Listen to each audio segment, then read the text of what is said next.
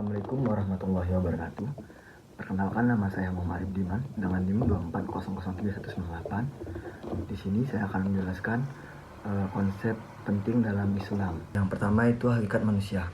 Hakikat manusia dapat dipahami sebagai esensi dan sifat dasar manusia yang membedakannya dari makhluk lain. Manusia dalam hal sosial memiliki akal, perasaan, dan kemampuan untuk berinteraksi serta beradaptasi dengan lingkungan.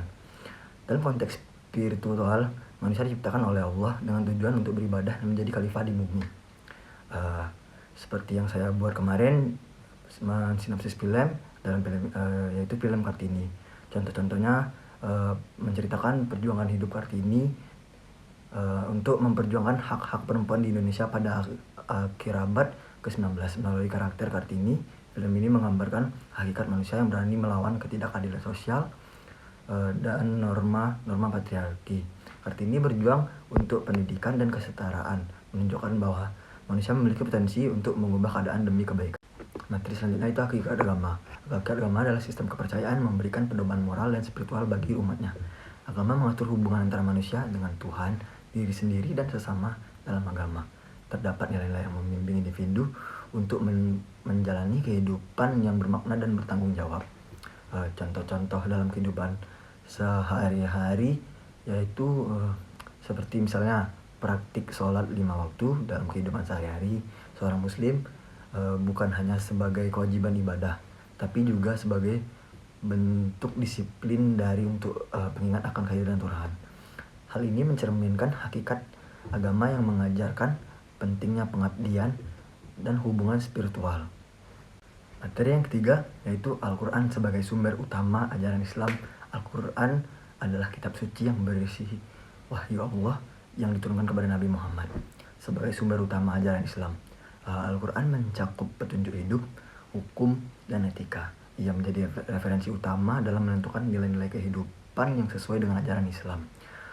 Contoh-contoh yang kita dapat dalam kehidupan sehari-hari seperti seorang muslim yang menghabiskan waktu untuk membaca dan memahami Al-Quran setiap harinya, serta menerapkan ajaran-ajarannya dalam kehidupan sehari-hari, seperti bersikap jujur, adil, dan membantu sesama, merupakan contoh nyata dari penerapan Al-Quran.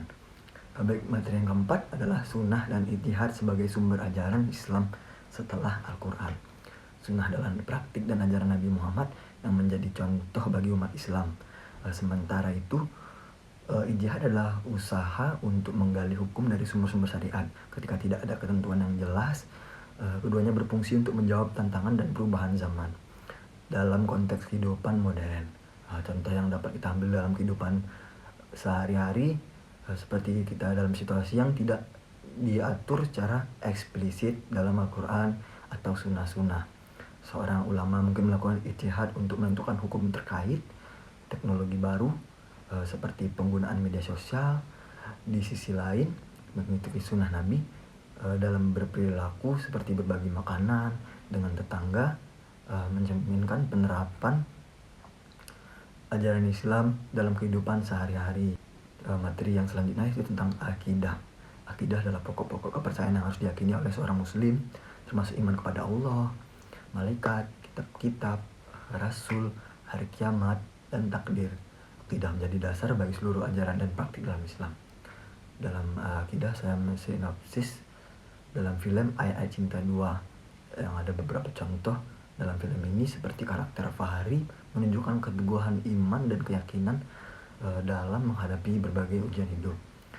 Misalnya menghadapi konflik dalam cinta dan tanggung jawab, Fahri selalu merujuk pada ajaran akidah yang menuntutnya untuk tetap bersikap sabar dan berbuat baik.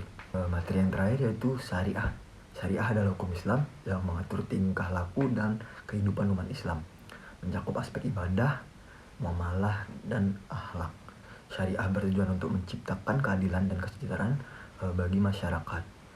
Seperti materi sebelumnya, saya masih mensinopsis dalam film Ayat-Ayat Cinta 2, yang dimana contohnya film ini juga menampilkan berbagai dilema moral yang dihadapi oleh para karakternya, di mana mereka harus membuat keputusan yang sesuai dengan prinsip syariah.